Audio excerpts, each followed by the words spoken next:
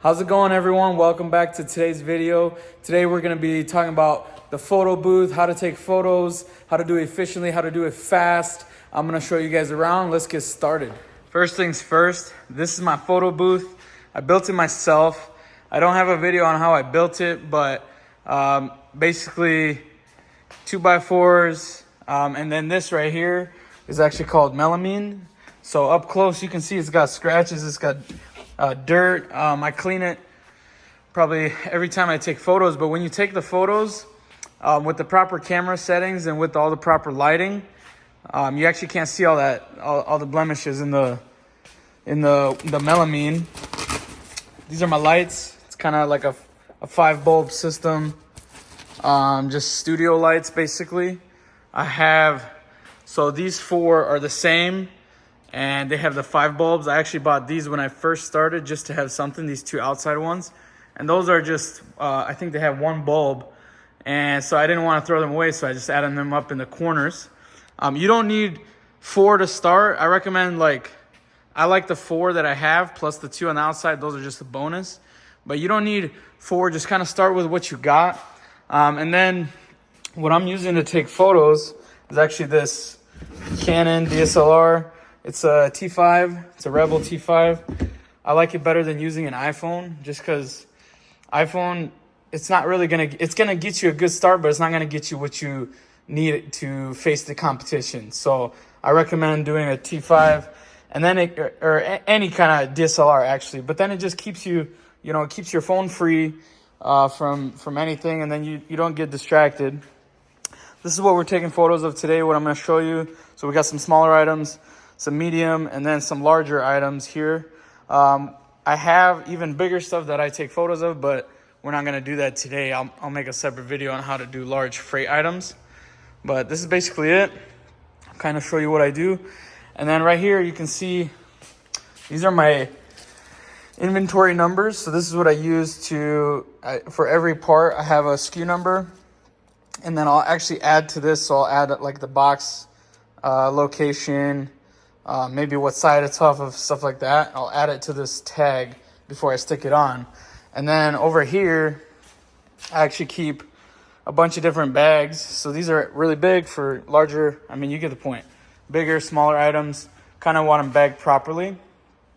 And then, so most items will go in a box like this, and everything's bagged with the SKU number. So let's get started. All right, so here we are set up, and I already made a bag for this one. It's gonna go in my box E. This is the SKU number, and then the last 4 of the VIN number is how I kind of keep the cars separate. So this is a full SKU number, so it's E69265219.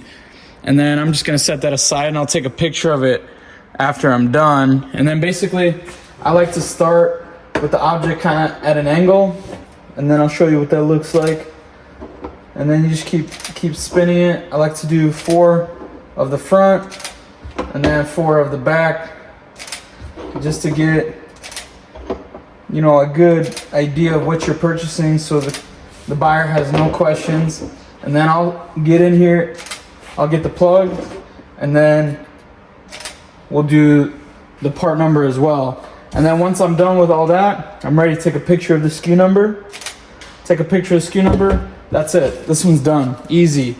When I'm ready to list it, I'll just enter the SKU number into eBay, and I'll be able to know exactly where it is when it sells, and exactly, it'll be fast, it'll be efficient. And you saw that took like 15 seconds maybe, and I'm trying to explain it to you guys. So let's move on to the next items.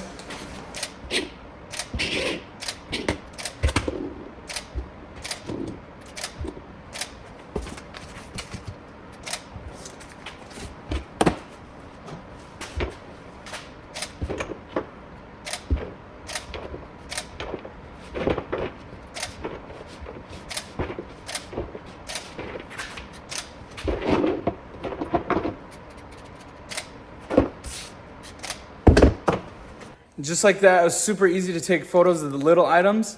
Just like this, they're gonna stay clean. They have the SKU number. You know exactly where to find it. Let's move on to some of the bigger ones so you can see how that's done.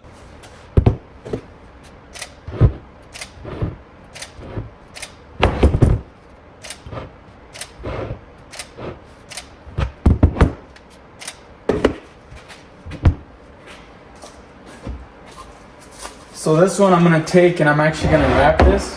I don't really want to put it in a bag just because it's a pretty heavy item, and the bag is just gonna be kind of loose. So I'll just go ahead and I have shrink wrap. Super easy. Just like that.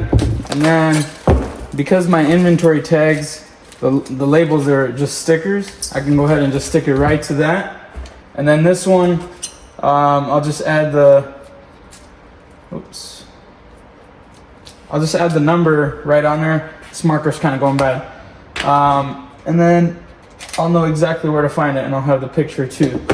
For these bigger items, I mean, the process is pretty much the same for all items.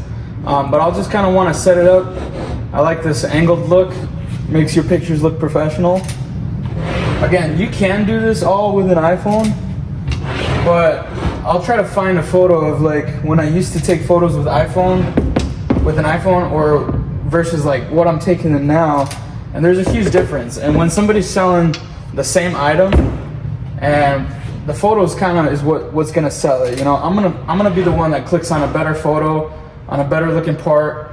You want to make sure you have clean parts. Like, it's a big deal. You want to take pride in what you do, and you want to make the sale, because if you have inventory that's just sitting and you're not making the sale, it's kind of pointless. Take a picture of the part number.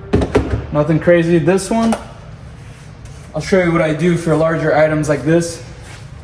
I have just these wire tags, nothing written on them. Super simple inventory system. And I'll just stick my number on there, and then I can just fill out whatever I need to on here for me to know exactly where I need to find it and what I need to do.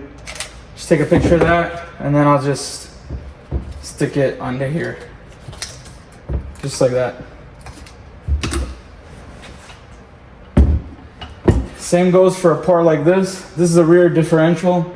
Super heavy, but it's light enough for me to put up in the booth. If this was like a transmission, I wouldn't be putting it up in the booth, but I'll show you what kind of photos come out of this. Like the photos are what's gonna sell your items. So if you're here, it's probably because you wanna know how to take good photos.